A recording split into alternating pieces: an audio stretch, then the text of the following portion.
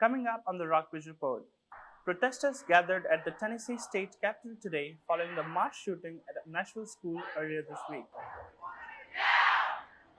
And Rockbridge County High School is cracking down on artificial intelligence in the classroom. And later, we'll take a look at how swinging temperatures in February and March may affect local crops. And it could affect the size of the crop, the size of the actual berry, or kill some of the bloom. It's been a sunny week in Lexington, but Sarah Allen says we may have some rain heading our way the next couple of days. All that and more now on the Rockbridge Report. Live from the campus of Washington and Lee University with news for Rockbridge County, this is the Rockbridge Report. Welcome to the Rockbridge Report. I'm Vivek Kumar. And I'm Bree Hatch. Russia has arrested a Wall Street Journal journalist on suspicion of espionage. Russia's Federal Security Service says Evan Gershkovich was spying for the American government.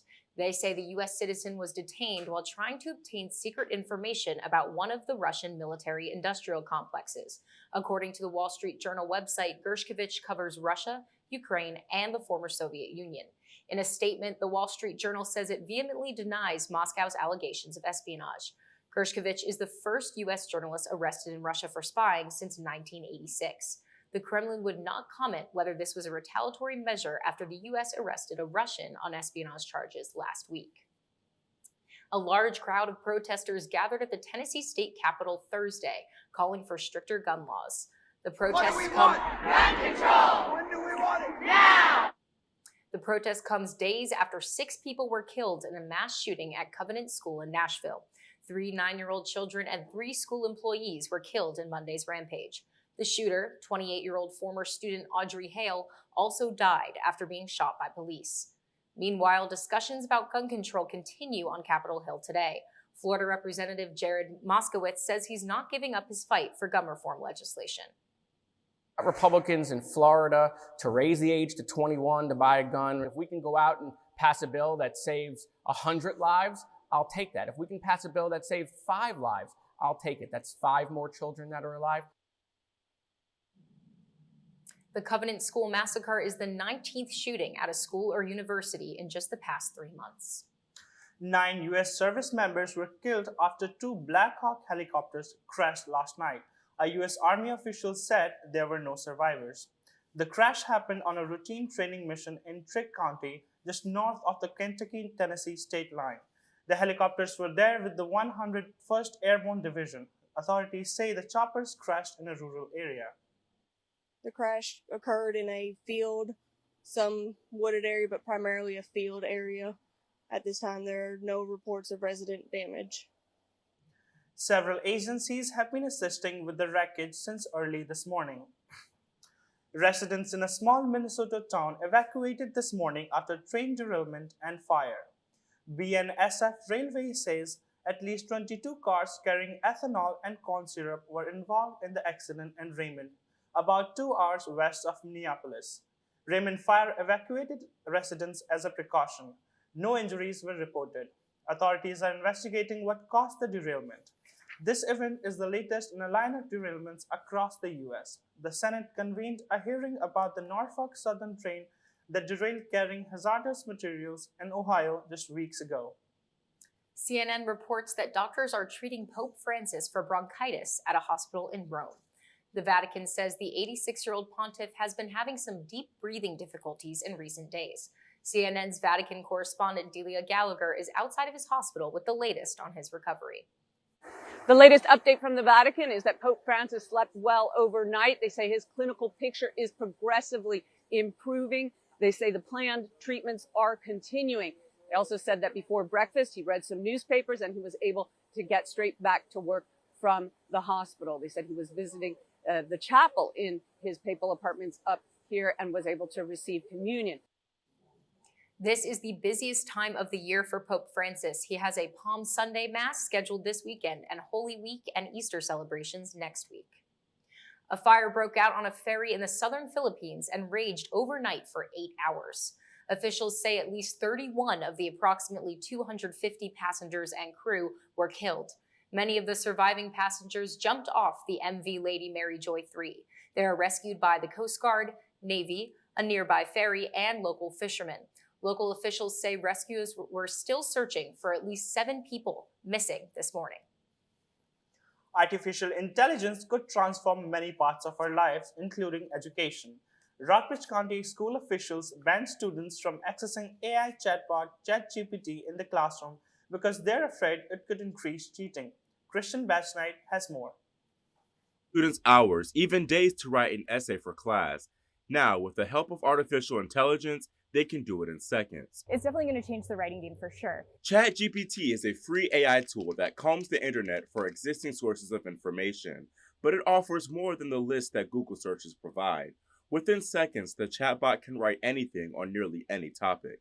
OpenAI launched ChatGPT in November, setting off a controversy in schools where some teachers worried the chatbot could hurt students' ability to learn. Students aren't understanding why it's important to write original work.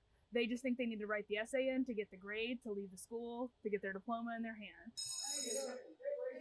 They're not going to have the skills to succeed. We're setting them up for failure. Administrators banned the program from school computers in December, but students can still access ChatGPT on their phones while they're at school. Students are always going to want to use it, and there's always going to be a way to use it.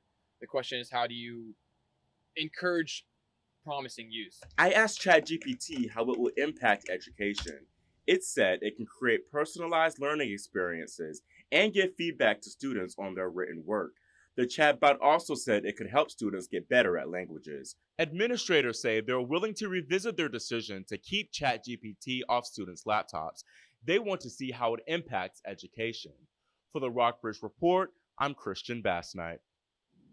After the break, we'll take a look at the newest class being taught at Rockbridge County High School. For the first time, students can take an Introduction to African American Studies course. It's great. That's what school's all about. You're supposed to be able to think differently and look at other perspectives and be able to stretch your mind a little bit. Well, it's pretty evident that it is officially spring here in Lexington. However, with April right around the corner, we have some April showers coming just in time for the first of the month. Find out more coming up. And later, we have some exciting news for baseball fans. It's opening day for Major League Baseball, and the season is back with some new rules and changes. Stick around to find out more. Welcome back to the Rockbridge Report. Several Virginia school boards have decided to add African American studies to their advanced placement curriculum starting next fall. Last month, Governor Glenn Youngkin asked his education secretary to review the course to make sure it doesn't teach what he calls critical race theory. But this fall, Rockbridge County moved ahead with offering its own African American Studies course. Emma Mansfield reports. Some students at Rockbridge County High School want to learn more about people who look like them than what's in their U.S. history textbooks. For the first time this year, students can take Introduction to African American Studies. I have a part of my genetic history that is Indigenous American. And so that was the unit I was really interested in and really looking forward to taking, which is what we're doing now, and I'm loving it. Administrators began talking about creating the course in 2021. Some students heard about it and told administrators they wanted the course. 14 juniors and seniors took the class in the fall semester as an elective, and 16 are taking it now. And I very much try to bring home local anecdotes as well. That while these things were happening on a national level, they're also happening here in Rockbridge County in Lexington, Virginia. Superintendent Philip Thompson says he's pleased with the course so far. I think it's great. That's what school's all about. You're supposed to be able to think differently and look at other perspectives and be able to stretch your mind a little bit and to do some deep thought into things that you don't necessarily understand, perhaps. Starting next fall, several school boards across the state are adding an African American Studies course to their advanced placement curriculums that was developed by the College Board. Kids, young folks are starting to ask questions about things in which they've never even thought about before. So this is a good natural fit for the times we're in, but I'm not sure it would have happened 10 years ago. Students can earn college credit for taking the elective through the school's dual enrollment program with Mountain Gateway Community College. Principal Mike Kraft says the school will continue to assess student interest in the course next year. For the Rockbridge Report, I'm Emma Mansfield. Rockbridge County High's African American Studies course is different from the national AP course that the governor asked his education secretary to review. It is unclear when the review will be completed of the course that was developed for high school students across the country.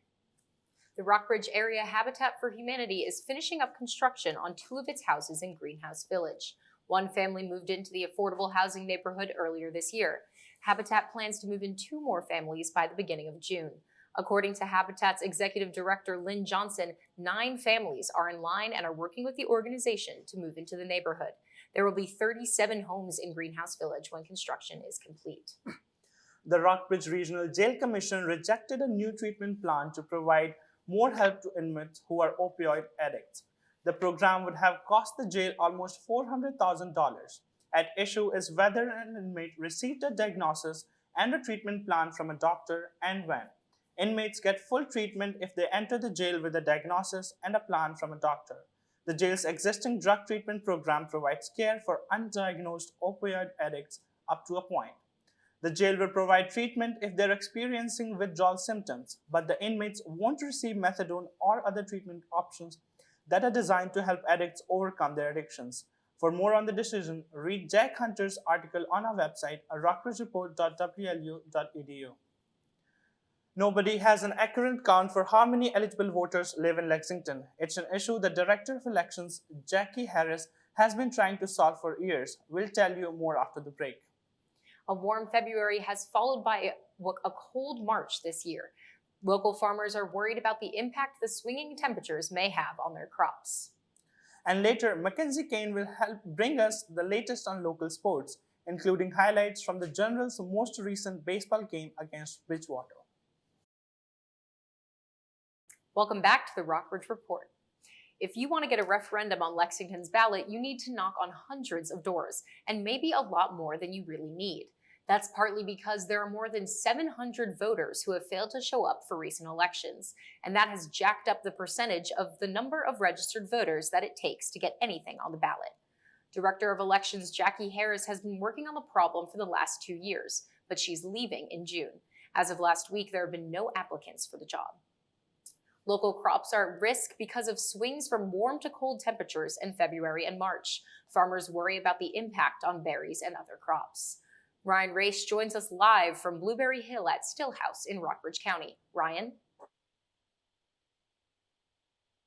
Farmer Steve Donald raises blueberries on this 2-acre farm. He's not the only one sweating out the recent cold mornings. Steve Donald doesn't know yet how the berries on his farm will come out of a warm February followed by a cold March. Donald owns Blueberry Hill at Stillhouse in Lexington, where the berries have grown faster than usual. I'll know in about a week if I had suffered any damage from the cold weather last week. Right now, the buds look pretty healthy, but the damage could be inside too, and it could affect the size of the crop, the size of the actual berry, or kill some of the bloom. Tom Stanley is an agricultural and farm business management extension agent from Virginia Tech University. He says that farmers know how to deal with the changing temperatures. This weather pattern, while yes, unusually warm, this type of variability is not uncommon. National Weather Service data show that average temperatures in February were nearly 8 degrees above normal. This March, the average temperature is 45 degrees, the coldest it's been since 2019. The wild swings in weather force farmers to adjust. Donald planted his crops on a steep hill in his own backyard, which he says helps protect his blueberries. Thomas Vandiver owns Virginia Gold Orchard in Rockbridge County, where he grows Asian pears. Like Donald, Vandiver's crops bloomed about 2 weeks ahead of schedule. When you have an early bloom, if you don't have a late frost, you end up just getting 2 weeks on your growing season, so it's amazing. You have a high quality fruit, the sugar content will be higher, you'll have fruit earlier in the season. So it's like with anything, there's a risk. If the blooms open early, then there's the risk that they die. If they don't die, though. Donald says the peak season for his blueberries begins in mid to late July and runs through August. That's when customers can show up and pick from what they like. For Vandiver, he takes some preventative measures as well, such as planting his trees on a hill. But for the most part, he allows nature to take its course. For the Rockbridge Report, I'm Ryan Rach. Thanks, Ryan. It's been a warm winter this year, and I think we're heading towards a warmer spring. Oh yeah, I saw people in front of Sweet Things getting ice cream today. Yeah, I think I can say with even maybe a little bit of confidence that we are officially in spring here in Lexington. Let's take a look at the local weather. We've got a live look here at Blueberry Hill in Rockbridge County, where the sun and blue skies have been pretty consistent throughout today, and temperatures have even climbed throughout this afternoon and evening. Now for the current conditions, the current high here in Lexington is 55 degrees with the low at 38. The barometric pressure is currently 30.29 inches. Not much of a breeze here this afternoon at 8 miles per hour, with humidity currently 42%. Now, with the beautiful sunny day we've had today, it is pretty obvious there's no precipitation in the area. However, throughout this evening and early tomorrow morning, there will be an increase in cloud cover as showers expected to hit us tomorrow afternoon. Now looking regionally, the sun is still out, keeping the area nice and warm. Here in Lexington and Buena Vista, it is currently 55 degrees, while looking to the north and east, Charlottesville and Stanton are both 56. Down south, Lynchburg's a little bit warmer at 59. Looking over to the west, Covington's a little bit colder at 52 degrees, while Roanoke is just above 60. Now tomorrow, the rain is expected to kind of roll in throughout the afternoon around 3 p.m. with a high of 66 degrees and low of 55. And Saturday, no April Fools here, but the first day of April, the showers will continue through the morning and taper off into the afternoon. And the wind will actually remain throughout the afternoon and into the evening with gusts up to 34 miles per hour. Looking into next week, Sunday will begin to feel a little bit more like spring again, with the sun and blue skies returning with a high of 63 and low of 37. Now, look at this, Monday. Monday might even feel a little bit like summer for some, with a high of 72 degrees and low of 47, while Tuesday, believe it or not, even warmer. Temperatures climbing up to almost 80 degrees with a low of 57. So after we get through these early April showers this weekend, next week is looking to be beautiful. So get outside, enjoy the sunshine. Back to you guys. Thanks for that update, Sarah. Coming up on the Rockbridge Report, Virginia Tech's women basketball will continue their run in the NCAA March Madness tournament tomorrow night. Mackenzie Kane will give us the details. And a local business is preparing to open its doors in Buena Vista. To help children tap into Splash their of Color will creativity. offer camps and art classes for kids in Buena Vista this summer. Billy Queeley will give us a preview of the shop after the break.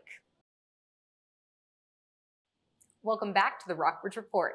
Guys, it's definitely baseball season here. I heard people went to the game on Tuesday and got a nasty sunburn. Well, there's more of that's coming from. What do you think about the MLB season? I am so excited because I have this gut feeling it's finally the year my Tampa Bay Rays bring home a World Series. Let's get into it. It's the day baseball fans have been waiting for. It's opening day for Major League Baseball, and fans will see new rules and changes this season. Say goodbye to those 3-hour games. MLB pitchers are now on the clock with 15 seconds to throw when bases are empty and 20 seconds if runners are on base. If they fail to start their pitch in time, it's an automatic ball. Batters will also be put on a timer, having only 8 seconds to face the ready pitcher. Otherwise, it's an automatic strike. Additionally, bases are now 3 inches larger to help reduce dangerous collisions and encourage more stolen bases. Finally, teams can no longer shift their infielders backward to where a given batter tends to hit.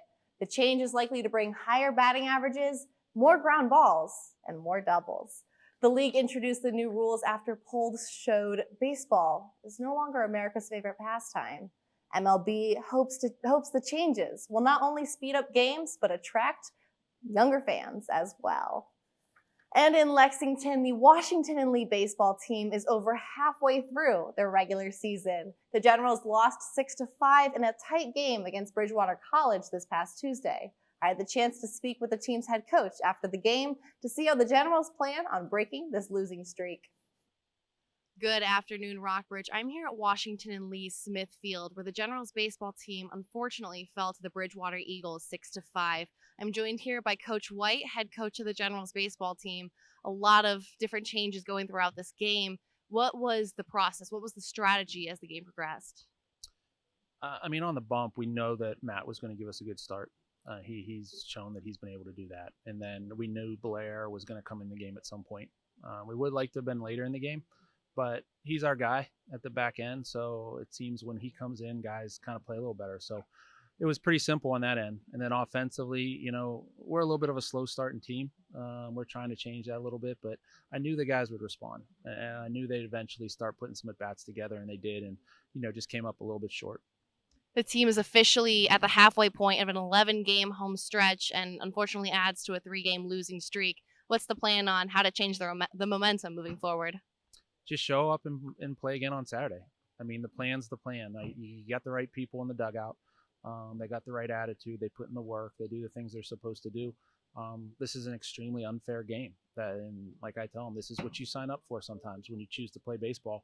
You're going to go through stretches like this. We just keep pushing the rock, push the rock up the hill. And if it starts to slip down, we don't stop pushing, right? We just got to regroup and come together and keep pushing. So no real changes are going to happen. I just trust the guys and I trust our process. And we look forward to getting out here again on Saturday. Thank you so much for your time, Coach, and best of luck moving forward. I appreciate it. In more exciting news for the Generals, D3Hoops.com named Mary Sliciner top rookie in the nation earlier this week after a phenomenal performance this past season. Sliciner is the first player in program history to receive this type of major national award.